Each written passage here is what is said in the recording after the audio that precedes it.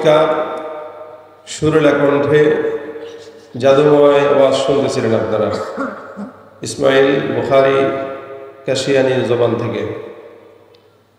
খুব সুন্দর আলোচনা করেন, গুরুত্বপূর্ণ আলোচনা করেছেন।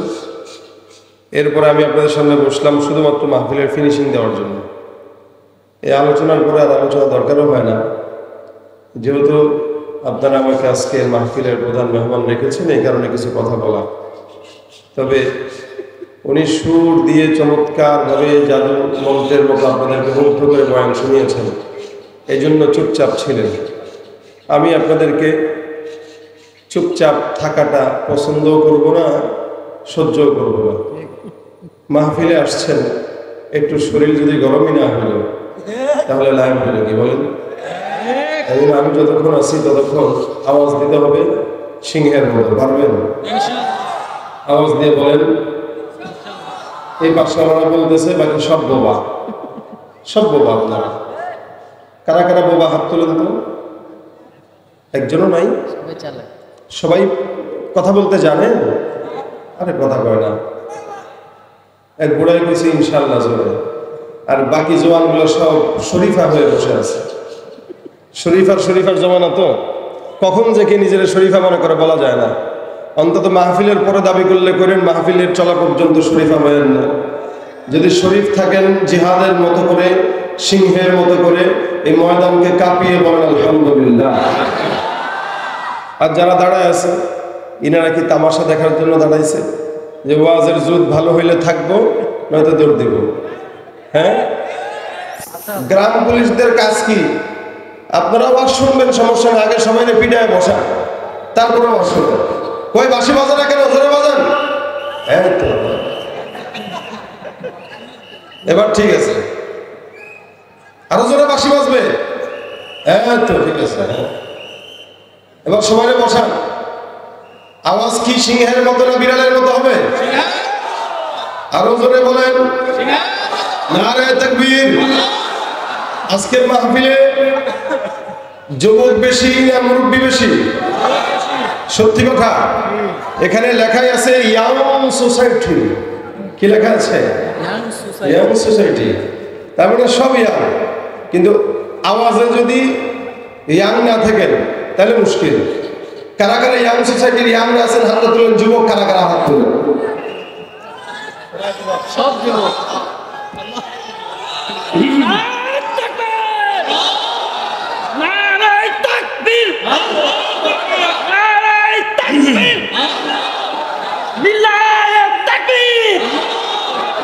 আলহামদুলিল্লাহ। এই কজনই যুবক যারা হাত তুলছেন, একজনও বাদ রাখেন হাত তোলা, মানে সবাই হাত তুলছে। সামনের আমার দাদাও হাত তুলছে। কাকা জোয়ান মানুষ, মেয়েটে দেখেন আর একটা যেন বিয়ে দেওয়া জায়গা গেলে। শোনেন, এটা একটা ভালো দিক। দিনই কাজে মুরব্বীরাও জওয়ান হয়ে যাওয়া দরকার। সাহাবা আজমাইন যুদ্ধের ময়দানে যখন যেতেন, ইনারা জওয়ান হয়ে যেতেন। এক একজনের বয়স 50-60 হলেও এমন ভাবে যুদ্ধের ময়দানে লড়াই করতেন যেন 18 বছরের যুবক ফেল হয়ে যেত। আজকের মাহফিলেও প্রত্যেকটা মুরব্বী সহ বলতে চাই, যতক্ষণ আমি বসা আছি ততক্ষণ প্রত্যেকটা মুরব্বী 18 বছরের জওয়ান হয়ে যাবে। ঠিক কিনা বলেন? আমরা ইমামের জন্য জওয়ান হতে চাই। আমরা আমাদের চরিত্র নষ্ট করে 60 বছরের মুস্তাকের মতো জওয়ান হতে চাই না। কি বলেন? ঠিক না? আওয়াজ দিয়া বলেন লিল্লাহে তাকবীর। পালা পালা জলদি পালা, নয়তো তোদের গলে ছুড়বে তারা। পালা পালা জলদি পালা, নইলে তোদের গলে ছুড়বে তারা। হক আসছে বাতিল তো কাঁপছে, হক আসছে বাতিল তো কাঁপছে, ছিনিয়ে নেব মোরা জয়ের পালা। পালার পালা জলদি পালা, নইলে তোদের গলে ছুড়বে তারা। ঠিক কিনা? ইতিহাস থেকে যারা শিক্ষা নেয় না, ওদের কপালে এমনই হয়। পরের কথায় শুধু করে না জানাচ্ছি, বেশক দেখে পায় কামানের ভয়। এখনো তোদের পিছে দরজা খোলা আছে, কয়টা ভূতি নিয়ে জলদি পালা। পালার পালা জলদি পালা, নইলে তোদের গলে ছুড়বে তারা। পালার পালা জলদি পালা, নইলে তোদের গলে ঝুলবে তালা। বিশ্ব বাটপার আর যত লম্পট, ওদের স্বপ্নে বিভোর যারা, উলঙ্গ বনায় পশুর হাতে নিষেদিন রয়েছে মাতাল ওরা। মাতাল হয়েই তো শিক্ষানীতির পরিবর্তন ঘটাতে চায়, মাতাল হয়েই তো ট্রান্সজেন্ডারের এই সমকামিতার আবির্ভাব দেশে ঘটাতে চায়। যারা সমকামিতা ট্রান্সজেন্ডারের কার্যক্রম শুরু করতে চায়, ওদেরকে ধরে ধরে ট্রান্সজেন্ডার বানিয়ে দেওয়া দরকার, ঠিক কিনা? বিশ্ব বাটপার আর যত লম্পট, ওদের স্বপ্নে বিভোর যারা, উলঙ্গ বনায় পশুর হাতে নিষেদিন রয়েছে মাতাল ওরা। ওদের ওই ঘাটিতে তাকবীর ধরিতে, ওদের ওই ঘাটিতে তাকবীর ধরিতে সঙ্গ করে দে ওদের খেলা। পালার পালা, জলদি পালা, নইলে তোদের গলে। পালার পালা, জলদি পালা, নইলে তোদের গলে। হক আসছে, বাতিল তো কাঁপছে, হক আসছে, বাতিল তো কাঁপছে, ছিনিয়ে নেব মোরা জয়ের মালা। পালার পালা, জলদি পালা, নইলে তোদের গলে ঝুলবে তালা, ঠিক কিনা? ইমানদার হয়ে থাকতে পারবো তো ইনশাআল্লাহ? ইমাম নামাজকে শেষ পর্যন্ত রাখতে পারবো তো ইনশাআল্লাহ? আল্লাহ আমাদের কবুল করুন, আল্লাহ আমাদের কবুল করুন। ভাইরা আমার, আজকের এই মজমাকে পেয়ে আপনারা কি খুশি না বেজার? এই মজমা আগামী কালও হবে, তবে আজকে ইনশাআল্লাহ প্রথম দিন হিসেবে আমি আপনাদের সামনে মুখতাসার বয়ান করবো। সাধারণত সারা বছর আমাদের প্রোগ্রাম করতে হয়, এই কারণে আমরা আলোচনা করি কম। আজকেও আমি আমার নিজাম অনুযায়ী সংক্ষেপে কথা বলবো, তবে কথা ওয়াজও হবে, ফাঁকে ফাঁকে দু একটা সঙ্গীত, জিহাদের ময়দান রাখতে হবে ইনশাআল্লাহ। আর আপনারা বাড়িতে চলে যাবেন, আমার ঢাকায় যেতে হবে। এই কারণে আমার থেকে যদি আপনারা কিছু নিতে চান, কথা বলতে হবে, মুজাকারা করতে হবে, পারবেন? যারা দাঁড়িয়ে থাকবে তাদেরকে বসায় দিবেন, গ্রাম পুলিশদের দায়িত্ব এটা। কেউ যেন দাঁড়িয়ে না থাকে। গ্রাম পুলিশরা আপনাদের কাজই হলো ডান থেকে বামে। আবার এখানে জটলা বেঁধে গেছে, এ বেটা পাগল, এখনো যদি আমার মোবাইলের ক্যামেরায় দেখেন লাভ হইল কি? সারা বছর তো ইউটিউবেই দেখছেন, কি বলেন, ঠিক না? এখন আছেন সরাসরি দেখেন আমরা কালো না সাদা নাকি মেকআপ দিয়ে উঠি। একজন একবার গাড়িতে, আপনাদের উত্তরবঙ্গের এক বক্তা আছে, নাম বললেই চিনবেন, রব্বানি। আমারও একবার ফুড ভিলেজের এখানে দেখছে, সেও নামছে, আমিও নামছে। আমার দেখে কো, ভাই আমি তো ভাবছি আপনি মনে হয় মেকআপ টেকআপ দিয়ে উঠেন। আমি তো মেকআপ দিয়ে উঠি মানে কেন, স্টেজে মনে হয় মেকআপ দিয়ে উঠেন। কেন? না ভাবছি আর কি, কিন্তু আপনি যে এমনি সাদা। আরে ভাই কি কয় না, আপনারা কি মেকআপ দেন নাকি? আবার কয় হাসে। দেখেন আজকে সারা বছর আপনারা ক্যামেরায় দেখেন, আজকে আসছেন মোবাইল টোবাইল সব বন্ধ রাখেন। এত চোখ এখানে আছে, ডানে চোখ আছে, বায়ে চোখ আছে, এই যে কেরামান কাতিবিন গুলো আছে বামে, এতে কালকেই দেখতে পারবেন। আজকে একটু আমার চেহারার দিকে তাকায় থাকেন, নজরের দিকে তাকায় থাকেন, যেটা বলি শুনেন, বোঝার চেষ্টা করবেন ইনশাআল্লাহ।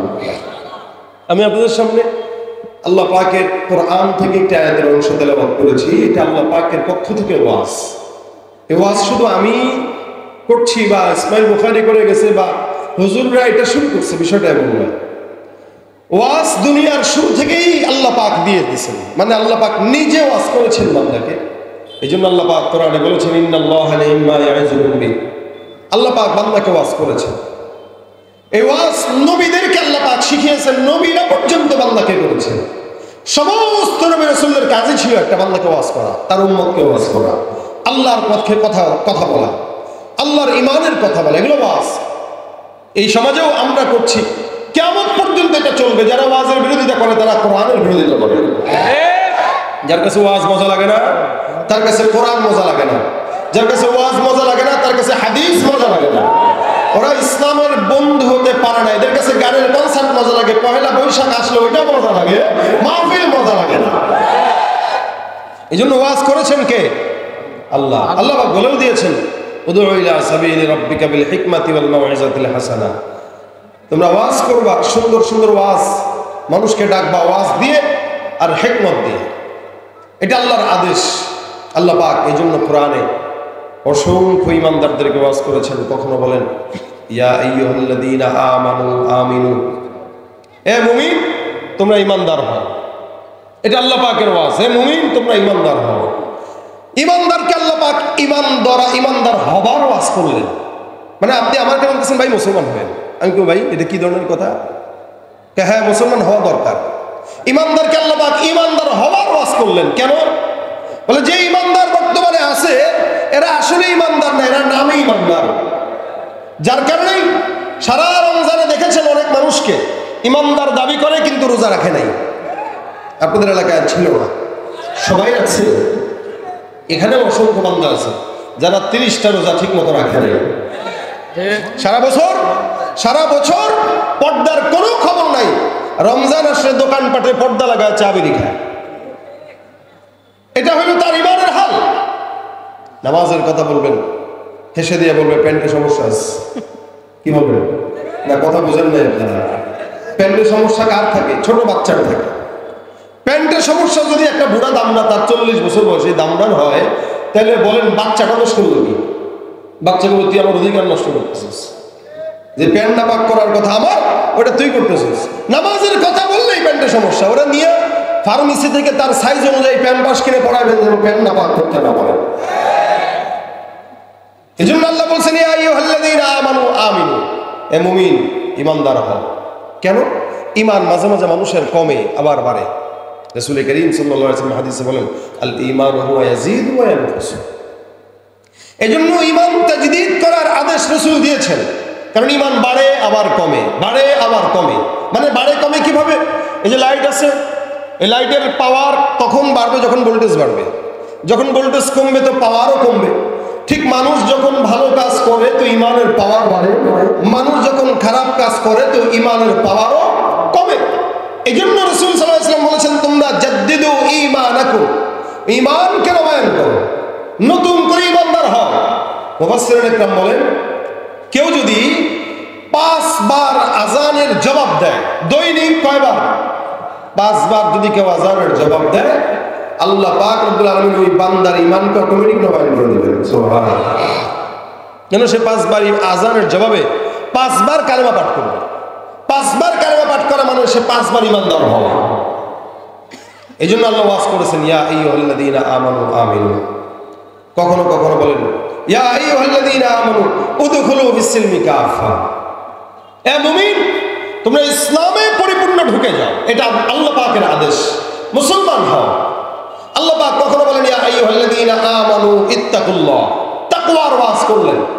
কখনো বললেন ইয়া আইয়ুহাল্লাযীনা আমানু লা তাকরাবুস সালাহ ইন্নাহু কানা, লা তাকরাবুজ জিনা ইন্নাহু কানা ফাহিশা। কখনো বলেন ইয়া আইয়ুহাল্লাযীনা আমানু লা তাকরাবুস সালাতা ওয়া আনতুম সুকারা।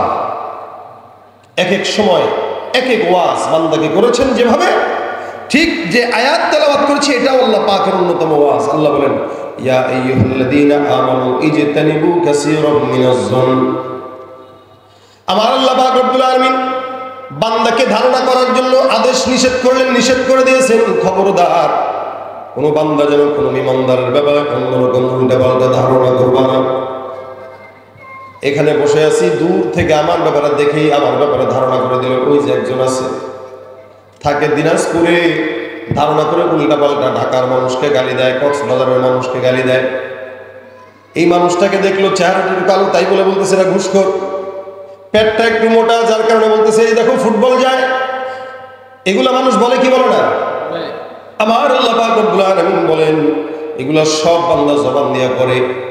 এই জন্য হাদিস শরীফে পয়গম্বর আরবি সাল্লাল্লাহু আলাইহি ওয়াসাল্লামের কাছে একজন সাহাবী এসে ডাক দিয়ে বললেন ইয়া রাসূলুল্লাহ, বলেন তো আমি যদি নিজে মুক্তি পেতে চাই আমার জন্য কি করণীয়?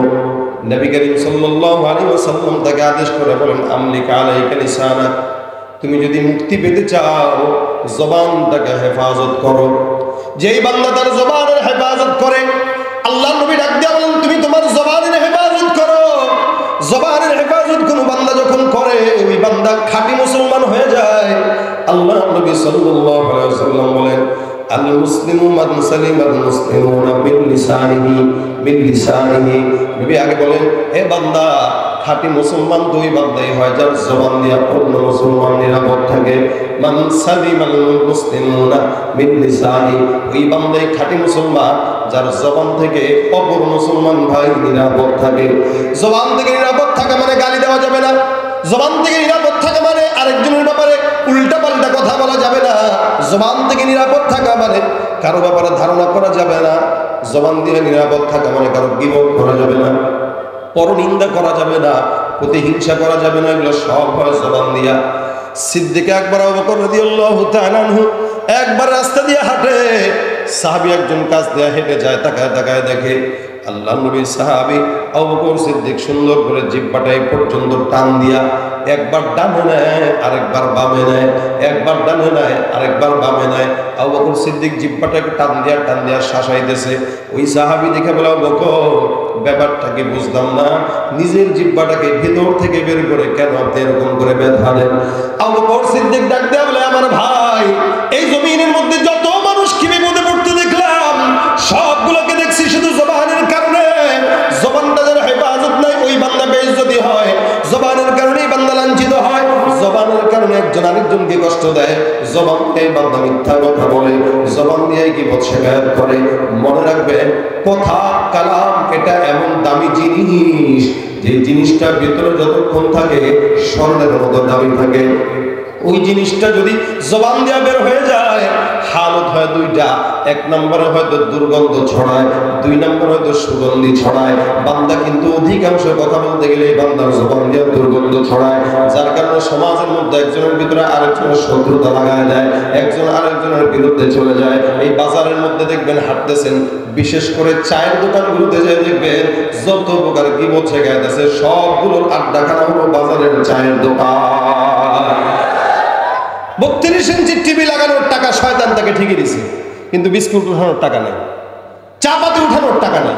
টিভি লাগায় রাখছে, টিভি লাগায় বাস দেখে আর ও দেখছো মেম্বার কি করছে, চেয়ারম্যান কি করছে, বক্তা কি বলে গেছে, ইমাম কি করছে, মসজিদের ইমাম খতিব কি করছে, বা মাদ্রাসার মুতামিম কি করছে।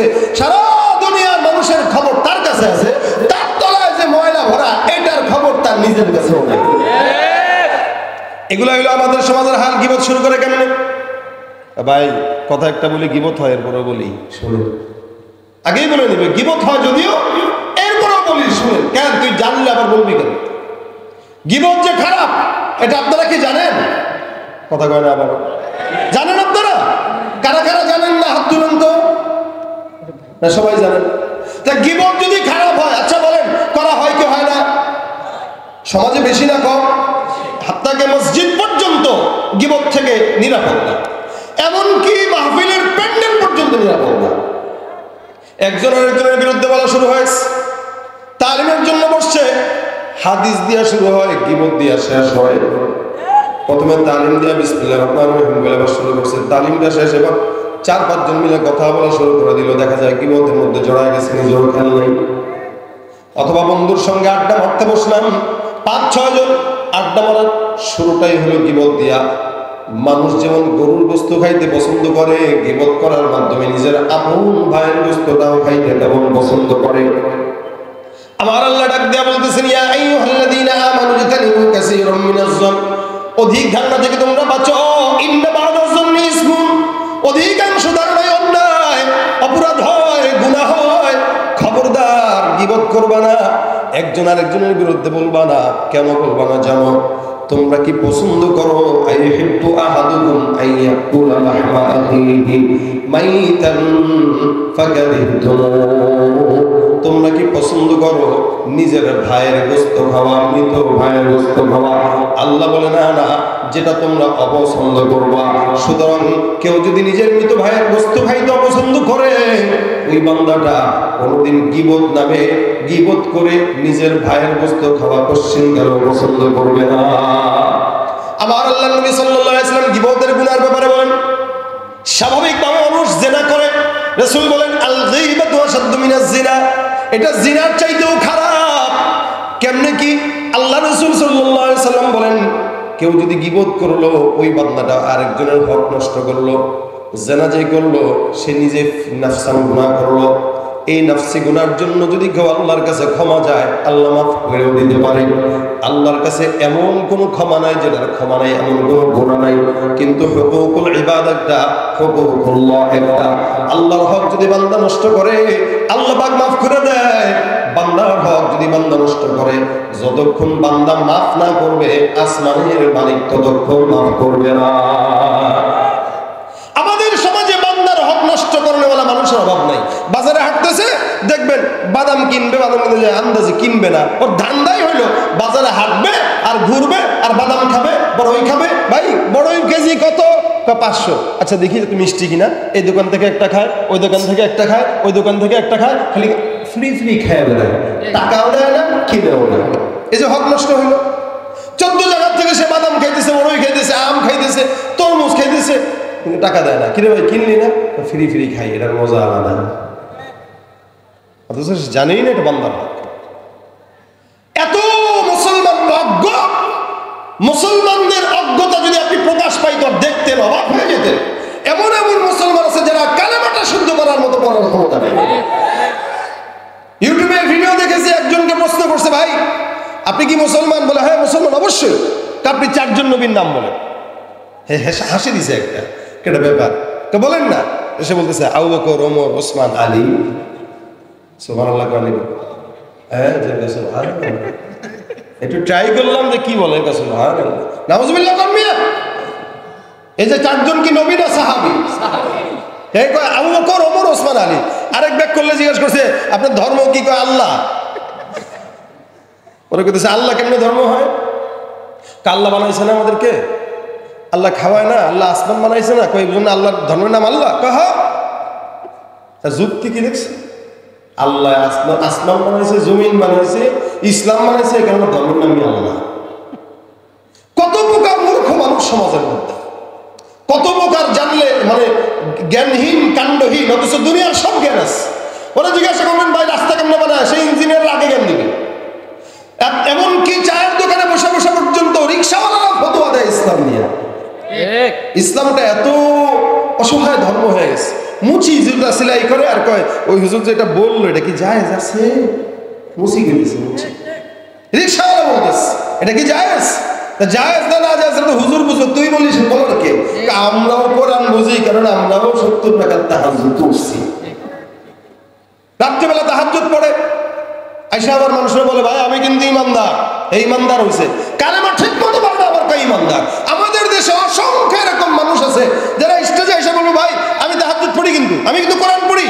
আরে তাহাজ্জুদ পড়লে, কোরআন পড়লে এটা স্টেজে এসে দেখানোর জিনিস না, বলার জিনিস। এটা তো আল্লাহর সঙ্গে আপনার গোপন বৈঠকের জিনিস।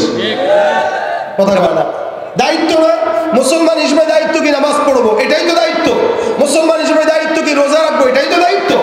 কেউ যদি এসে বলে ভাই আমি ইমানদার, এটা কি হয়? এটা বোকামি না? কথা বুঝেই না এরা। কথা বুঝতেছেন আপনারা? আচ্ছা বলেন, একটা লোককে বিয়ে দিলেন আপনারা এলাকায়, স্বামীর দায়িত্ব কি বউরে পালানো? শাড়ি কিনে দিবে কে? আপনার বিবিকে আপনি শাড়ি কিনে দিবেন না আপনার ভাই কিনে দিবেন? আপনি কিনে দিবেন। কেন? বউ আপনার, বউরে সেবাও করবেন আপনি, টাকাও দিবেন আপনি, ঘুরতে নিয়ে যাবেন আপনি, স্বপ্নপুরীতে নিয়ে যাবেন আপনি। দায়িত্ব কার? আপনার। দায়িত্ব কার? আপনার বউ দায়িত্ব। আমরা এটা বলি না যে ধর্ম যার যার, উৎসব সবার। কেন জানেন? কারণ পরে হয়ে যাবে বউ যার যার, বিয়ে যার যার, বউ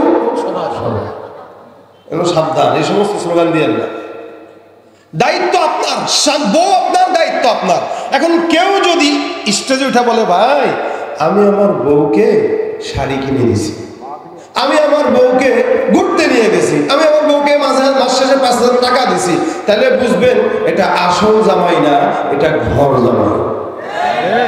না বুঝেন নাই। কেন জানেন ঘর জামাই? কারণ সারা বছর টাকা দেয় না, বউর টাকায় চলে। একদিন দিছে ওটা ফুটানোর জন্য, আপনার কাছে বলার জন্য স্টেজে আসছে। ঠিক তেমনি ভাবে কোন ইমানদার যদি বলে ভাই আমিও নামাজি, আমি বলবো ওই ব্যক্তিটাও ঘর জামাই মার্কা ইমানদার। কেন?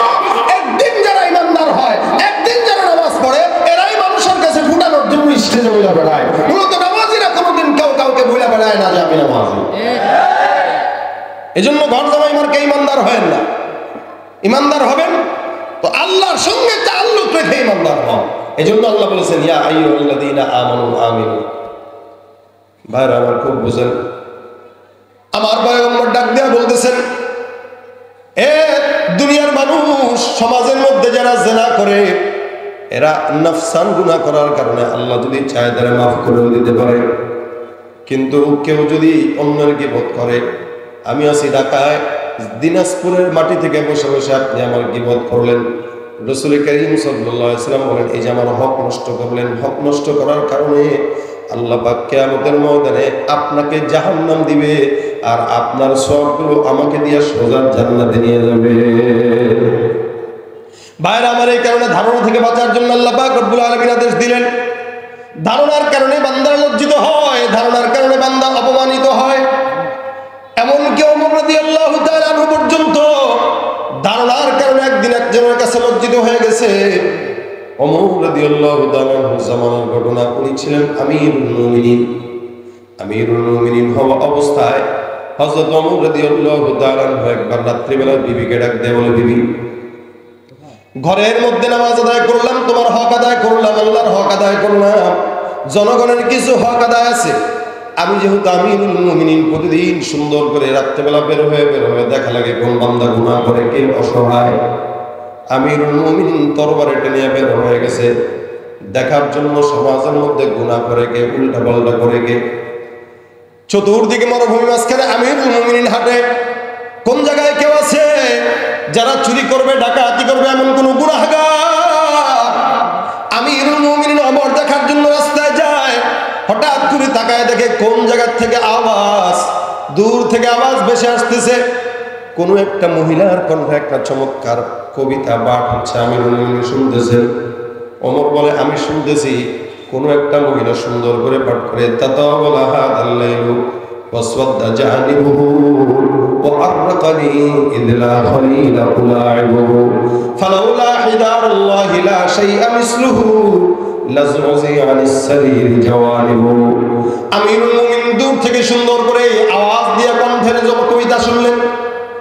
উনার মেজাজ গরম, ব্যাপার কি বুঝলাম না। গভীর রাত, আপনাদের কোন যুবকরা যারা চরিত্রহীন, কোন যুবক যদি রাস্তা দিয়ে হাঁটে আর গভীর রাতে যদি কোনো মেয়ে তার ঘর থেকে আওয়াজ দেয়, ফাইটটা যায়, বুকটা ফাইটটা যায়, আচ্ছা বলুন তো এই যুবকটা মনে করবে কি হয়তো আমার ডাকতেছে? কি বলেন? রাত্রিবেলা কিছু খদ্দের তালাশ করার জন্য কিছু পতিতা আছে না এই দেশে? এ মুসলমান, আমিরুল মুমিনিন মনে করলো মনে হয় কোনো নারী গুনাহ করার জন্য এরকম গান গাইতেছে, কাউকে ডাকবে। আমিরুল মুমিনিন প্রথম দুইটা শব্দ শোনার পর মেজাজ গরম হয়ে গেছে। তাতাওয়ালা হাদাল লাইলু ওয়াসওয়াদা জানিবুহু ওয়ারকানি ইদলা খলিলা উলাইবুহু। মহিলাটা সুন্দর করে ছন্দে ছন্দে বুঝাইতে চায়, আহারে দীর্ঘ রাত, গভীর রাত, কালো হয়ে গেছে। এই রাত যত গভীর হয় প্রেম তত বাড়ে। যদি কোনো বন্ধু থাকতো তার সঙ্গে ঘরের মধ্যে প্রেম করতে পারতাম, খেলতে পারতাম, মজা করতে পারতাম, গল্প করতে পারতাম। এতটুকু শোনার পর আমিরুল মুমিনের মেজাজ গরম হয়ে গেল। কি বলে এটা? কোন বেঈমানটা আমি ওমরের জামানায় এমন যদি গুনাহ করে ফেলে, আল্লাহর কাছে আমি জবাব দিব কি? যার কারণে আমিরুল মুমিনিন তালাশ করা শুরু করলেন। আমিরুল মুমিনিন মনে করছে মহিলাটা মনে হয় ঘরের মধ্যে গুনাহে জড়ায় গেছে। একজন রাষ্ট্রপ্রধান হিসেবে এটাও তার দায়িত্ব যে তার রাষ্ট্রে থাকা অবস্থায় কেউ গুনাহ করছে কিনা, গুনাহ করলে দায়িত্ব তার। আমাদের দেশের প্রত্যেকটা নেতার এগুলো বোঝা উচিত যে শুধু নেতা হইলেই চলে না, আমিরুল মুমিনিন থেকে রাষ্ট্র পরিচালনা শেখা দরকার। গভীর রাতেও কোন গরিব অসহায় অবস্থায় আছে, কার ঘরে ফ্যান নাই, কার ঘরে কম্বল নাই, এটা দেখার দায়িত্ব সমাজের একজন সমাজ সেবকের দায়িত্ব। কেউ যদি এভাবে রাষ্ট্র পরিচালনা করতে পারে, সাক্ষাৎ আমিরুল মুমিনিনের মতো একজন নেতা সে হয়ে গেল। সুবহানাল্লাহ। কিন্তু আমাদের দেশে এরকম নেতা আছে কম। হ্যাঁ, নাই বলবো না, আছে হয়তো কম, কিন্তু অন্যদের সংখ্যাই বেশি। ঠিক কেনা ধরে দাও। এমন দেশের জন্য যদি রক্ত স্রোতে বহে নদী, সেই সে দেশকে মোদের জন্য কবুল করে দাও খোদা, দাও এমন একটি দেশ আমাকে দাও, যে খাঁচা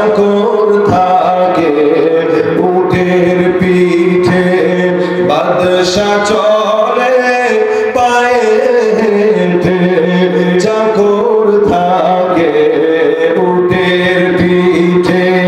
বাদশা চলে পায়ে হেঁটে, এমন শাসক খাদেম মোদের, দাও ফিরিয়ে দাও,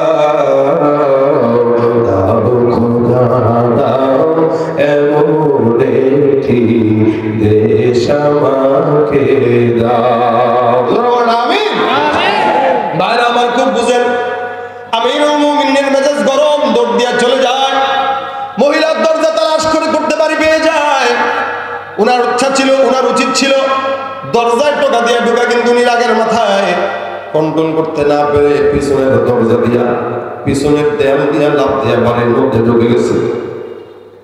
ঢোকার পরে ডাক দেয়া বলে, মহিলা বাতি বন্ধ করো, আমিও তোমাকে দেখবো না, তুমি আমাকে দেখবো না, পর্দার আড়ালে যাও। মনে করেন তো হযরত ওমরের মতো একজন বান্দা দূর থেকে কথা শোনার সাথে সাথে ঘরের পিছনের দরজা দিয়ে ভিতরে ঢুকে গেছে, দেয়াল ঢোকায়া। আচ্ছা বলেন তো বাহ্যিকভাবে এটা কি ঠিক হয়েছে নি? কেন পিছনের দেয়াল ঢোকা করছে? আপনাদের কাছে ঠিক হয় নাই, কিন্তু এটাই ঠিক। কেন জানেন? প্রশাসন যারা, এরা যদি কোনো চোর বাটপারকে ধরে, তাকে জিজ্ঞাসা করে বলবে না, ভাই মোবাইলের লকটা খুলে দাও, আমি একটু দেখতে চাই, অনুমতি দাও। থাপ্পড় একটা কারণ নিচে বসায় দেওয়া, মোবাইল খোল, সাথে সাথে মোবাইল খুলবেন, উনি দেখবে, আপনার বলাও লাগবে না যে অনুমতি দেন। কেন? প্রশাসনের অনুমতি লাগে না, সে যে কোনো সময় যে কাউকে ঘরের ভিতরে যে অ্যারেস্ট করতে পারে, এতটুকু ক্ষমতা সরকার তাকে দিয়েছে। সেখানে যদি সে আমিরুল মুমিনিন, তার তো আরো ক্ষমতার পাওয়ারটা বেশি আছে, কি বলেন ঠিক না? তাই অন্যায় করছে মহিলা, ওমর মনে করছেন মনে হয় জেনায় লিপ্ত আছে, এই কারণে দেরি না করে ঠাস করে লাফ দিয়ে ঢুকে গেছে হাতে হাতে ধরার জন্য। ভিতরে ঢুকে দেখে মেয়ে তো একা। আমিরুল মুমিনিন ডাক দেয়া বলে, এ কি ব্যাপার, এরকম নোংরা নোংরা গান গাইতেছো কেন? ফাইটটা যায় আমার গান। আমাদের দেশে কিছু যুবকরা আছে, মাহফিলে আসে না, কিন্তু ও পাশানি তুমি কোথায় বললে ঠিকই যায়, ফাইটটা যায়, গানে ঠিকই যায়। সমাজে এই জন্য আপনাদের জন্যই তো আমরা সুন্দর সুন্দর গজল বানাই, কি ঠিক না?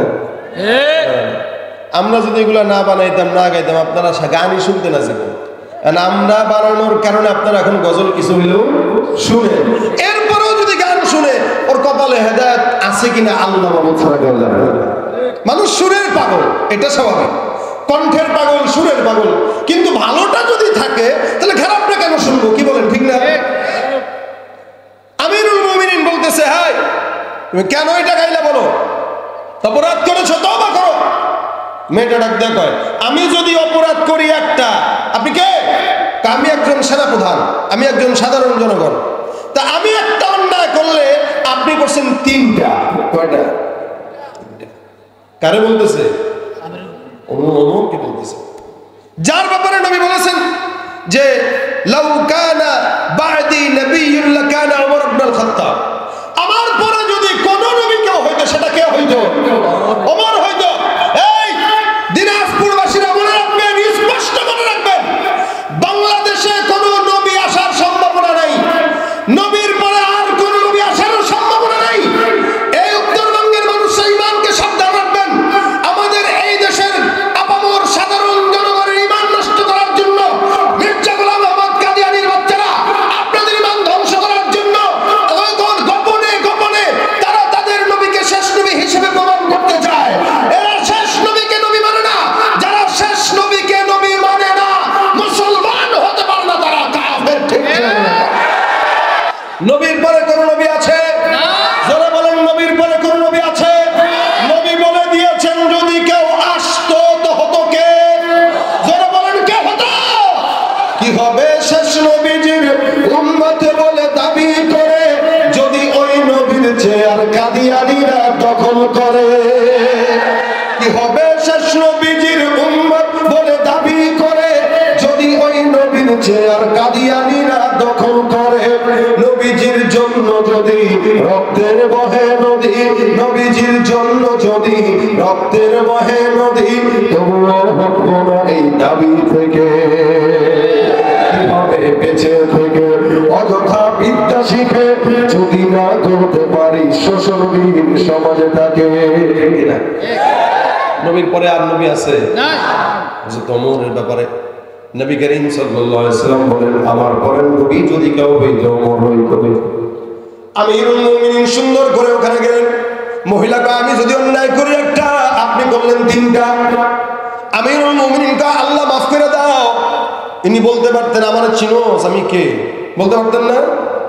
আমরা তো ভাই একটু চেয়ারম্যানের সাথে কোনো মতো সম্পর্ক থাকলে খালি বলি ভাই আমার চিনেননি কাকে, আমি চেয়ারম্যানের খালতো ভাইয়ের ফুফুর শালার ভাই, পোষায় মশায় কোনো মতো কোনা বাড়ি করে দাপট দেখায়। যেখানে আমিরুল মুমিনিন উনি বলতেছেন আল্লাহ তুমি আমার মাফ করো। ভাই কি অন্যায় হয়েছে একটু বলো তো? মেয়েটা ডাক দিয়া বলতেছে অন্যায় তিনটা করছেন। আমার অন্যায় দেখার আগে আপনি নিজের অন্যায় নিজে দেখেন। মেয়েটা আবার ডাক দিয়া বলে এক নম্বর অন্যায় কি অন্যায়? আল্লাহ পাক কোরআনের মধ্যে বলছেন আলাইসাল বিররু আনতাতুল বুয়ুতা মিন যুহুরিহা ওয়ালাকিন্নাল বিররা মান ইত্তাকা ওয়াক্তুল বুয়ুতা মিন আবওয়াবিহা ওয়াত্তাকুল্লাহ। মেয়েটা ডাক দিয়া বলে আল্লাহ পাক রব্বুল আলামিন আদেশ করলেন পিছনের দরজা দিয়ে ঢোকা যাবে না। এটা কল্যাণ নয়, এটা তাকওয়াও নয়। কারো ঘরের মধ্যে যদি ঢুকতে হয় অবশ্যই সামনে দরজা দিয়ে ঢুকবা আর তাকওয়া অর্জন করবা। অনেক সময় আমরা পিছনের দরজা দিয়ে ঢোকা শুরু করি, দেখি সে যেন না দেখে। পিছনের দরজা দিয়ে যারা ঢোকে তারা ভালো নয়, হলো তারা চোর। কি চোর? তারা চোর। আল্লাহ পাক রব্বুল আলামিন বলেছেন ওয়াতুল বুয়ুতা মিন আবওয়াবিহা ওয়াত্তাকুল্লাহ।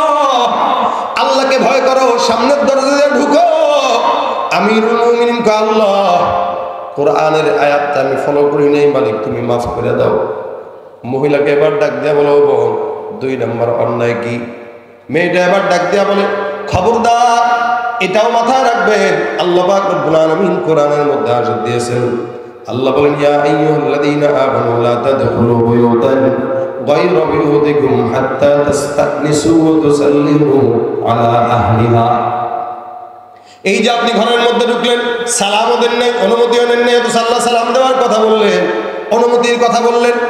এই আপনি আমার ঘরে হুট করে ঢুকার মাধ্যমে এই দুইটা অন্যায় আপনি এখন করলেন, সালামও দেন নাই, অনুমতিও নেন নাই। তিন নম্বর অন্যায় আমার আল্লাহ কোরআনে রাখতে বলছেন ইয়া আইয়ুহাল্লাযীনা আমানু ইজতানিবু কাসীরাম মিনাজ যন্ন। তোমরা ধারণা থেকে বাঁচো। আপনি দূর থেকে ধারণা করে আমার ঘরে ঢুকে তিনটা অন্যায় করলেন, তওবা করে নেন। আমিরুল মুমিনিন বলে ভাইরা আমি তো বুঝি নাই, আমি তো মনে করছি তুমি যে কবিতা পড়তেছো এমন ইন্টারন্যাশনাল কবিতা, যে কবিতা শুনলে যে কেউ তোমার বাড়ি থেকে খারাপ মনে করবে। আহারে অন্ধকার রাত্রে বন্ধু তালাশ করো। মেয়েটা রাখ দিয়ে বলে আপনি শুরুর লাইনটা শুনলেন, শেষের লাইনে কি বলছি জানেন? আমি শেষের লাইনটা এমনি বলছি ফালাউলা ইলাল্লাহ লা শাইআ মিসলুহু লাযুযিআনিস সারীরি জাওয়ারিহু। আমার মাওলা পাকের ভয় যদি আমার দিলে না থাকতো, আল্লাহর কসম যেই খাটের মধ্যে শোয়া এই খাটটা আনন্দের নাচানাচি দিয়া আওয়াজ শুরু হয়ে যাইত। এ মুসলমান, ওমর ডাক দিয়া বলে আমার অন্যায় হইল, তবে হ্যাঁ তুমি বলো একা একা থেকেও তুমি কেন এরকম নোংরা গান গাইছো, কবিতা বানাইছো? মেয়েটা আবার ডাক দিয়া বলতেছে আমি এ ভাই আমিরুল মুমিনিন ওমর আমার স্বামীকে যুদ্ধে ময়দানে পাঠাইছে। আমার বিয়ে হলো 1 বছরের বেশি। আমার স্বামীকে আমিরুল মুমিনিন যুদ্ধের ময়দানে প্রথমে 4 মাসের জন্য পাঠাইলেন। 4 মাস পরে যখন স্বামী ঘরের মধ্যে আসলো আবার চিঠি দিয়ে যুদ্ধের ময়দানে পাঠায় দেয়। আবার 4 মাস হয়ে গেল, আবার ঘরে ঢুকলো, আবার 4 মাসের জন্য পাঠায়। এমন করে 1 বছরের বেশি পার। আমি আমার স্বামী ছাড়া 1 বছরের বেশি একটা মহিলা আমি এই জায়গায় আছি, আপনি বুঝবেন কি একটা মহিলার কি কষ্ট স্বামী ছাড়া, এটা আপনার বোঝার ক্ষমতা নেই। আমিরুল মুমিনিন কয় ইন্না লিল্লাহ, মনে মনে বলা আহারে আমার জন্য একটা মহিলা কষ্ট পাইতেছে, ঘরের মধ্যে কান্না করতেছে।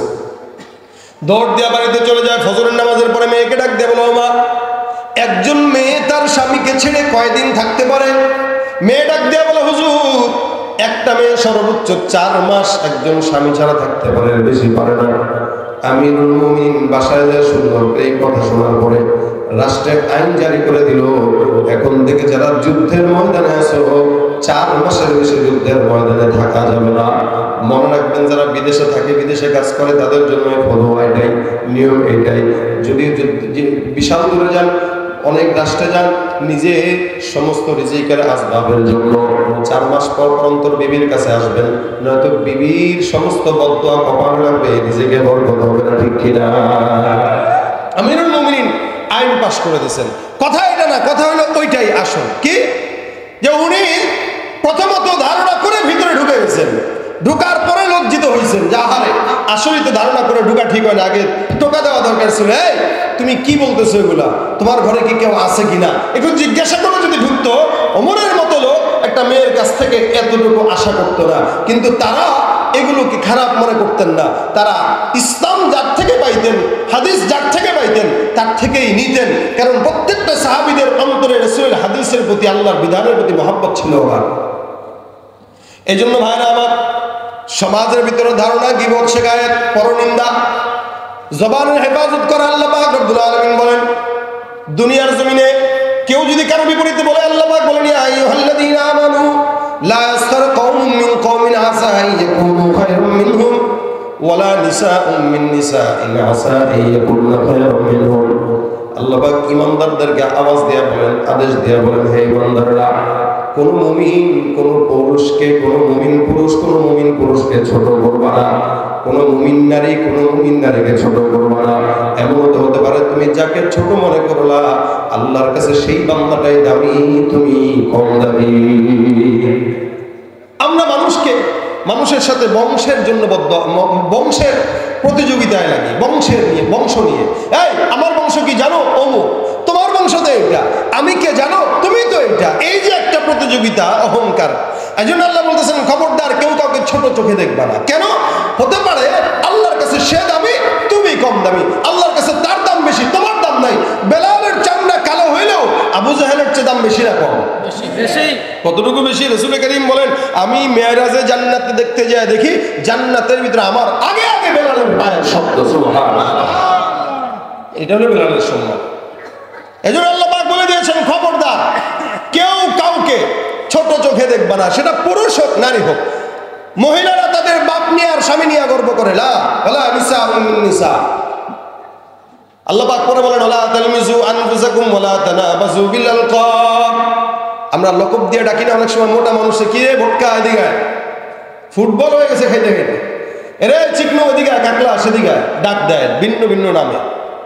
আল্লাহ বলেছেন ওয়ালা তানাবাজু বিল আলকাব, লকব দিয়ে যেন কেউ কাউকে না ডাকো। খবরদার তুমি যেই কথা বলো জবান দিয়ে, সব কথা কিন্তু আল্লাহ পাকের আমলনামায়, বান্দার আমলনামায় আল্লাহ পাক লিখে রাখতেছে। ইদিয়া তালাক্কাল মুতালাক্কিয়ানি আনিল ইয়ামিন ওয়া আনিশ শিমালি কাঈদ মা ইয়ালফিযু মিন কাওলিন ইল্লা লাদাইহি রাকীবুন আতীদ। বান্দা ডানে বসা বামে বসা যা যা করে, ডানের ফেরেশতা বামের ফেরেশতা লেখে। আল্লাহ পাক রব্বুল আলামিন বলেন প্রত্যেকটা বান্দাকে হেফাজতের জন্য, সংরক্ষণের জন্য ফেরেশতা আছে। ওয়া ইন্না আলাইকুম লাহাফিজিন কিরামান কাযিবিনা ইয়ালামুনা মা তাফআলুন। খবরদার প্রত্যেকটা বান্দাকে, আমাকে আপনাকে সবাইকে সংরক্ষণের জন্য ফেরেশতা আছে। এজন্য জবান হেফাজত করবেন। যার জবান হেফাজত তার সব হেফাজত। যার জবানের কোনো ব্যালেন্স নেই তার কোনো কিছুর ব্যালেন্স নেই। পাগল উল্টাপাল্টা কথা বলে, আর ভদ্র মানুষ, শিক্ষিত মানুষ চুপ থাকে, কথা বলে কম। এটা হলো কথার অনেক বড় একটা ফজিলত। আপনি সম্মানিত হতে চান, আকবরায় কাউকে কথা বলতে যায়, বুদ্ধি দিতে যাবেন না, চুপ থাকবেন। এটা আল্লাহর তরফ থেকে আদেশ। রাসূল বলেছেন তুমি তোমার জবানের হেফাজত করো। জবানের হেফাজত যার আছে তার সব হেফাজত আছে। যার জবানের হেফাজত নেই তার কিছু হেফাজত নেই। রাসূল করিম সাল্লাল্লাহু আলাইহি ওয়াসাল্লাম বলেছেন তুমি তোমার জবানের হেফাজতের দায়িত্ব আমাকে দাও, আর লজ্জাস্থানের হেফাজতের গ্যারান্টি আমাকে দাও, আমি তোমার জান্নাতের গ্যারান্টি দিয়ে দিলাম। সুবহানাল্লাহ। জবান আর লজ্জাস্থান এটার গ্যারান্টি দেন, নবী আপনাকে জান্নাতের গ্যারান্টি দিয়ে দিস। লাভ কি হয় গীবত করে, শিকায়েত করে? আমি থাকি ঢাকায়, আপনি আমাকে নিয়ে যদি এখানে গীবত করেন, ফায়দা কি জানেন? ফায়দা আমার, আপনার সমস্ত নেকি আমি নেব, আমার গুনাহ আপনি নেবেন। কি দরকার নিজের খায় নিজের করে আরেকজনের জান্নাতে পাঠানোর দরকার থাকে? এই জন্য গীবত যদি করা লাগে মা বাবার গীবত করবেন। আপনারা যদি আপনার মায়ের বিরুদ্ধে কেউ কিছু বলে আপনি সহ্য করবেন? বাবার বিরুদ্ধে বললে সহ্য করবেন? এটা সহ্য করবেন না, কিন্তু ঠিকই আরেকজনের বিরুদ্ধে বলতেছেন। এই জন্য আমি বলি আপনার যদি গীবত করতেই হয়, মায়ের বিরুদ্ধে গীবত করেন, বাবার বিরুদ্ধে গীবত করেন, ফায়দা কি হবে জানেন? আপনি আপনার মায়ের বিরুদ্ধে বললে অন্তত আপনার নেকিটা মায়ের কাছে যাবে, নেকিটা বাবার কাছে যাবে। ঘরের নেকি ঘরে থাক, মা বাবা জান্নাতে যাবে। কথা বোঝা যায়? কারণ আপনার নেকি আপনার মায়ের কাছে যাবে, আপনার নেকি আপনার বাবার কাছে যাবে, যেহেতু কষ্ট করে আপনাকে জন্ম দিয়েছে। আপনি আপনার মায়ের গিবত করেন, বাবার গিবত করেন, অন্তত তারা তো জান্নাতে যাবে একটা উসিলায়। আপনি এমন মানুষের গিবত করতেছেন যে আপনারা কোনোদিন চিনেও না, জানেও না, অযথা তার সব গুনাহ নিয়ে আপনি জাহান্নামে চলে গেছেন। রাসূল হাদিসে বলছেন একটা লোক সোজা জান্নাতে ঢুকতেছে, পিছন দিয়ে আরেকজন এসে কলার ধরবে, ও বেটা কই যাস? জান্নাতে যাই, দেখছো টিকেট আছে হাতের মধ্যে, জান্নাতে আছে, আমার সাথে মুআমেলা আছে, খেয়াল নাই? কিসের মুআমেলা? দুনিয়াতে আমার নিয়ে মানুষের কাছে গিবত করে বেড়াইতে, হ্যাঁ মনে আছে, কিচ্ছু বলি নাই, মাফ করি নাই। আজকে 20 নেকির কারণে জান্নাতে যেতে পারতেছি না, তাড়াতাড়ি নেকি দে।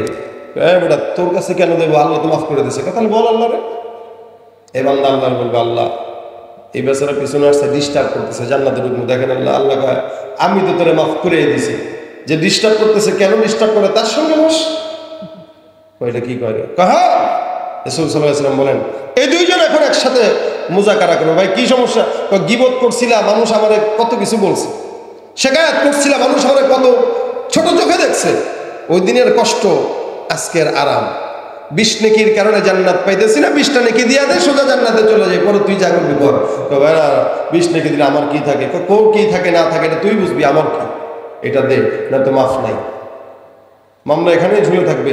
বেচারা তার নেকির থেকে 20 নেকি দিবে, এই ব্যক্তিটা সোজা জান্নাতে ঢুকে যাবে। এই বেচারা কবে, আল্লাহকে আমি তো জানি না, আমি তো তোরে দিছি না, আমি তুই কি করবি কর। এই বেচারা সোজা জাহান্নামে, আর ওই যার গিবত করছে সে সোজা জান্নাতে। সুবহানাল্লাহ। আপনি দেখেন আপনি আপনার জবান দিয়ে কয়জনে গিবত করছেন। এই জন্য কোন গিবতের মজলিস যদি বসে, আল্লাহর ওয়াস্তে গিবতের মজলিসে বসবেন না। বর্তমান সময়ে কি অবস্থা জানেন? গিবতের মজলিসে 10 জন বসছেন, একজন যদি বাবা ভাই গিবত করে না, আইসে ভিজা দরবেশ। কত দরবেশ গিরি করে, হয়েছে যা আমার পছন্দ না নোট বেটা গিবত করি নাকি, তার সামনেও তো বলতে পারবো, তার সামনে বলার কি ফায়দা? আল্লাহ পাক বলেছেন কেউ যদি অন্যায় করে কি করবেন? ইন্নামাল মুমিনুনা ইখওয়াতুন ফাসলিহু বাইনা আখাওয়াইকুম ওয়াত্তাকুল্লাহ। কোন ইমানদার ভাই যদি অন্যায় করে, ভুল করে, উচিত কি? আল্লাহ পাক কোরআনে বলেছেন তুমি তাকে ভাই হিসেবে সংশোধনের নিয়তে তুমি তাকে ইসলাহ করবা, তুমি তাকে সংশোধনের নিয়তে একা একা বলবা, এ ভাই তোমার এটা খারাপ, তোমার এটা খারাপ, এটা বাজেটা বন্ধ করো, একা একা বলবা। 10 জনের সামনে বইলে তার সম্মান নষ্ট করলাম, মানে আল্লাহ পাকরে কষ্ট দিলাম। এই জন্য কোন মুমিন ভাই যদি আপনার আপন ভাই যদি ভুল করে, আপনি কি মানুষকে জানাবেন? জানাবেন না। এই জন্য আপনার কোনো মুমিন ভাই যদি ভুল করে আপনি জানায়েন না, তাকে ডাক দেন, গোপনে গোপনে বলেন যে ভাই তোমার এই জিনিসটা আমার খারাপ লাগে, এটার ব্যাপারে কিন্তু মানুষ কিন্তু অনেক কথা বলে তোমার জন্য, তোমার এই বিষয়টা খারাপ, দুনিয়ার মানুষ তোমাকে অনেক ছোট চোখে দেখে, তুমি এই জিনিসটা পাল্টাও যেন মানুষ তোমাকে সম্মান করে। বাস সুন্দর করে তারা বুঝাই দেন, সে শুধরায় যাবে। এটাই। হ্যাঁ, যদি গিবত করতে হয় 2 ভাবে গিবত করা যায়। 1 নম্বর, কারো মাধ্যমে যদি সামাজিক কোনো ক্ষতি হয়, যেমন সমাজে ফ্যান্সি ডিলের ব্যবসা আছে, ইয়াবার ব্যবসা আছে, এই সমস্ত চোর, এই সমস্ত সন্ত্রাসী অথবা এই সমস্ত মাদক দ্রব্য চোরাচালানি যারা করে, এদের থেকে মানুষকে সাবধান করার জন্য তার ব্যাপারে বলা যায়। এতে রাষ্ট্রের ক্ষতি, সামাজিক অবক্ষয়। 2 নম্বর, কেউ যদি ইমানের ক্ষতি করে, যেমন কাদিয়ানীরা, এরা আমাদের ইমানকে নষ্ট করতে চায়, তো ওর ব্যাপারে প্রকাশ্যে বলা, গোপনেও বলা জায়েজ, বরং ইমানই দায়িত্ব। এই দুই ব্যাপারে গিবত করা যায়। কেউ যদি ইমানের প্রশ্ন আসে অথবা সামাজিকতার কোনো প্রশ্ন আসে, এছাড়া অন্যথায় ফাসলিহু বাইনা আখাওয়াইকুম, ইসলাহের নিয়তে আপনি আপনার ভাইকে শুধরায় দেন। কারণ রাসূল হাদিসে এটাও বলেছেন আল মুমিনু মিরআতুল মুমিন, একজন মুমিন আরেকজন মুমিনের আয়না। আয়নার সামনে যখন দাঁড়াবেন আপনার চেহারার কালো দাগ দেখা যায়, কিন্তু আয়না কিন্তু কাউরে বইলা বেড়ায় না। এই যদি বইলা বেড়াইতো আমাদের দেশের মহিলারা আটা মাদা মাইখা সুন্দর হইতে পারতো না। মাখার পরে বাইরে বেরোলে আয়নার সাথে সাথে বলতো ভাই বিয়ে করার আগে সাবধান, এ কিন্তু মেকআপ বেড়ে আছে, আমি দেখছি সাক্ষী। আয়না যদি কথা বলতে পারতো না বলতো। কিন্তু আয়না যেভাবে মানুষের দোষ গোপন রাখে, রাসূল বলেন আল মুমিনু মিরআতুল মুমিন, আয়না স্বরূপ মুমিন, মুমিনের জন্য আয়না। যেভাবে আয়না তোমার দোষ গোপন রাখে, তুমি মুমিন হয়ে আরেকজন মুমিনের দোষ গোপন রাখবা, খবরদার। আর কেউ যদি দুনিয়াতে কারো দোষ গোপন রাখে, আল্লাহর নবী সাল্লাল্লাহু আলাইহি ওয়াসাল্লাম বলেন আল্লাহ নিজে কিয়ামতের ময়দানে ওই বান্দার দোষ গোপন রাখবে। আচ্ছা বলেন, গুনাহ করে নাই কে? আছেন কেউ এরকম? প্রত্যেকটা মানুষ গুনাহ করছে। কি দরকার গীবত করে মানুষের কাছে আরেকজনের গুনাহ প্রকাশ করা? কি দরকার? আমি নিজেও তো করছি। আল্লাহ যদি আমার কাপড় খোলা শুরু করে, আমি কি থাকতে পারবো? না আপনি থাকতে পারবেন। এই জন্য কেউ যদি গীবত করে, রাসূল হাদিসে বলেছেন আল্লাহ পাক ওই বান্দাকে যে গীবত করলো, আল্লাহ পাক তাকে একদিন না একদিন ঘরের মধ্যে বসাও হলেও তাকে লাঞ্ছিত করে। এই জন্য ভাই আমার আজকে থেকে নিয়ত করেন ইনশাআল্লাহ আর কারো ব্যাপারে কোনো না জেনে মন্তব্য করা যাবে। গীবত করব, কারো গীবত করবো না। মনে করবো এটা আমার আপন ভাই, তাকে ইসলাহের জন্য কিছু বলতে পারি, তাকে সমাধান করার জন্য বলতে পারি, তাকে শুধরে দেওয়ার জন্য বলতে পারি, কিন্তু কখনোই কাউকে কষ্ট দেওয়ার জন্য কোনো কিছু বলা যাবে? কথা বলে না, ঘুমাইতেছেন আপনারা? বলা যাবে? গীবত করব? আজকের মাহফিলে এই যে শুরু থেকে এই পর্যন্ত বয়ান শুনলেন, কেউ যদি এটা নিয়ত করেন যে আমি আজকের মাহফিলের সব কথা আমল করবো ইনশাআল্লাহ, তাহলে আজকের মাহফিল কামিয়াব, এটার জন্যই যথেষ্ট। আর যদি না হয় তাহলে মাহফিল কালকে করেও লাভ নাই। প্রত্যেকটা মাহফিল থেকে একটা জিনিস করে নেবেন, ইনশাআল্লাহ জীবন পরিবর্তন হয়ে যাবে। এই মাহফিল আজকের বয়ান থেকে একটা জিনিস নিলেন, কালকে নজরুল ইসলাম কাসিমি সাহেব হুজুরের বয়ান থেকে আরেকটা জিনিস নেবেন। এই দুই দিনের মাহফিলে গরমের মধ্যে বসলেন, আসলেন, দুইটা আমল যদি নিয়ে যায় করতে পারেন, পরবর্তী আরেকটা মাহফিল থেকে আরেকটা জিনিস শুনবেন, ইনশাআল্লাহ আল্লাহ পাক কামিয়াবের দান করবে। এবং যে সোসাইটিরা এখানে আছে, এই প্রত্যেকটা সোসাইটির প্রত্যেকটা সদস্য এটা সওয়াব পাবে। মুনাফিক তুমি নবীজির দুশমন, নবীর প্রেমে জীবন দেবে কে আছো নওজোয়ান, তাকবীর তুলে সিংহ শাবক হও তুমি আগুয়ান, তোমার বুকে ঈমানের বল জবানে আল কোরআন, ভয় কাবে কাপুরুষ সব আর নরধম শয়তান, জীবনের চেয়ে বুকে আছে বেশি নবীজির সম্মান, কেমনে তুমি থাকবে বসে বলতার অপমান, তুমি সাচ্চা মুসলমান ঈমান তোমার ধন, নবীর প্রেমে জাগ্রত তুমি নির্ভীক পালোয়ান, তুমি সাচ্চা মুসলমান ঈমান তোমার ধন, নবীর প্রেমে জাগ্রত তুমি নির্ভীক পালোয়ান, শ্রেষ্ঠ নবীর ব্যঙ্গ করে আপিস তোমার বদনসিব, আমরা তাদের ঘৃণা জানাই দিকে দিকে দিকে শতধিক, জাতিসংঘের কাজ কি তবে দর্শক হয়ে থাকবে চোখ, সাম্প্রদায়িক সম্প্রীতি আর যাচ্ছে ভেঙে পাচ্ছে লোক, আজকে যারা কুলাঙ্গারের পক্ষপাতী করছো সব, তোমরা কেউ ছাড় পাবে না, সত্য ধরা পড়বে ঠিক, কত হবে ধিকৃত হবে বিশ্বজুড়ে, নিন্দা ঘুরাবে জাগলে মুসলমান, জাগলে মুসলমান, তুমি সাচ্চা মুসলমান ঈমান তোমার ধন, নবীর প্রেমে জাগ্রত তুমি নির্ভীক পালোয়ান, নারায়ে তাকবীর, নাস্তিকতা নিবাদ যাক দিন ইসলাম জিন্দাবাদ, নাস্তিকতা নিবাদ যাক দিন ইসলাম জিন্দাবাদ, কোটি প্রাণে একই আওয়াজ, খোদাদ্রোহী ছাড় পাবে না, এই বাংলায় ঠাই হবে না, মুসলমানরা জেগেছে জোর কদমে সামনে চলো, বজ্র কণ্ঠে আওয়াজ তুলো, সবাই মিলে একই তালে দাও না স্লোগান, নারায়ে তাকবীর, আল্লাহু আকবার, নারায়ে তাকবীর, আল্লাহু আকবার, দিন ইসলাম জিন্দাবাদ জিন্দাবাদ জিন্দাবাদ জিন্দাবাদ, ইসলাম দিন ইসলাম, ইসলামেরই জন্য দেশের হয়েছে জন্ম, ইসলামের বিরুদ্ধে গেলে দেশ হবে ভিন্ন, ইসলামের বিরুদ্ধে যারা নিয়েছ অবস্থান, এই বাংলায় ঠাই হবে না, যাও ভিন্ন স্থান, ও জোর কদমে সামনে চলো, বজ্র কণ্ঠে আওয়াজ তুলো, সবাই মিলে একই তালে দাও না স্লোগান, নারায়ে তাকবীর, আল্লাহু আকবার, নারায়ে তাকবীর, আল্লাহু আকবার, দিন ইসলাম জিন্দাবাদ জিন্দাবাদ, আল কোরআনের আলো ঘরে ঘরে চালো, ঘরে ঘরে জালো, লিল্লাহি তাকবীর, আল্লাহ আমাদের সকলকে কবুল করুন, আজকের মজমাকে কবুল করুন, আগামীকাল আসবেন, আরো ভরপুর মানুষ আসবেন, পারবেন? যারা যারা আসছেন হাতে করে এই পাশে একজন করে নিয়ে আসবেন, রাজি আছেন? ইনশাআল্লাহ? আল্লাহ পাক এই 2 দিন ব্যাপী মাহফিলের 2 দিনকেই কামিয়াবি দান করুক। যারা দান করেছে, সহযোগিতা করেছে, প্রত্যেকটা যুবককে আল্লাহ পাক দ্বীনের খাদেম বানায় দেন। আল্লাহুম্মা সাল্লি আলা মুহাম্মাদিন নবিয়্যিল উম্মি ওয়া আলা আলিহি ওয়া সাল্লিম তাসলিমা। আস্তাগফিরুল্লাহ রাব্বি মিন কুল্লি যামবি ওয়া আতুবু ইলাইহি। লা হাওলা ওয়া লা কুওয়াতা ইল্লা বিল্লাহিল আলিয়্যিল আযীম। আরেক ভাই, হিন্দু ভাই, ভাটার মাস্টার। ও, একজন হিন্দু ভাই, উনি ভাটার মাস্টার, উনি 2000 টাকা দিয়েছে। আলহামদুলিল্লাহ বলেন। আমরা সকলে দোয়া করি, আল্লাহুম্মা আনতাস সালাম ওয়া মিনকাস সালাম, তাবারাকতা রাব্বানা ওয়া তাআলা ইয়া যাল জালালি ওয়াল ইকরাম। রব্বানা যালামনা আনফুসানা ওয়া ইল্লাম তাগফির লানা ওয়া তারহামনা লানাকুনান্না মিনাল খাসিরিন। আয় আল্লাহ, আজকের মাহফিলকে কবুল মঞ্জুর করে দাও। যা আলোচনা হয়েছে আমল করার তৌফিক দাও। জানে মালে বরকত দান করে দাও। আয় আল্লাহ, বিপদ থেকে আমাদের সকলকে হেফাজত করো আল্লাহ। আজকের মাহফিলে যত যুবকরা আছে আল্লাহ, প্রত্যেকটা যুবককে দিনদার বানায় দাও, নেককার বানায় দাও, পরহেজগার বানায় দাও। আয় আল্লাহ, মেহেরবানি করে আমাদের সকলকে তুমি জানে মালে ইমান আমলে রিজিকে হায়াতে বরকত দান করে দাও। আয় আল্লাহ, বাবুল নজর আসছে আল্লাহ, তাদেরকে পর্দার বিধান মেনে চলার তৌফিক দান করে দাও। আয় আল্লাহ, যুবকদেরকে দিনদার হিসেবে কবুল মঞ্জুর করে দাও।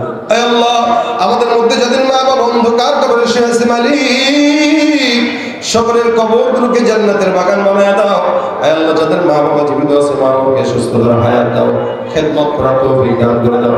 আল্লাহ, যে গরম পড়তেছে আল্লাহ, গরমটাকে ঠান্ডা করে দাও। আল্লাহ, কৃষকদের বৃষ্টি দরকার, আল্লাহ তুমি বৃষ্টির ফায়সালা করে দাও। রব্বুল আলামিন, মেহেরবানি করে আবহাওয়া আমাদের অনুকূলে করে দাও। আয় আল্লাহ, এই এলাকার উপরে খাস রহমত নাযিল করে দাও। বাংলাদেশের উপরে খাস রহমত নাযিল করে দাও। আল্লাহ, বাংলাদেশের মুসলমানদেরকে তুমি হেফাজত করো, সকল প্রকার শত্রু থেকে হেফাজত করো আল্লাহ। আয় আল্লাহ, জিন্দেগিতে একবার হলেও তোমার হাবিবের রওজা জিয়ারত করার তৌফিক দাও। যারা একবার গেছে বারবার যাওয়ার তৌফিক দাও। রব্বির হামহুমা কামা রাব্বায়ানি সগীরা।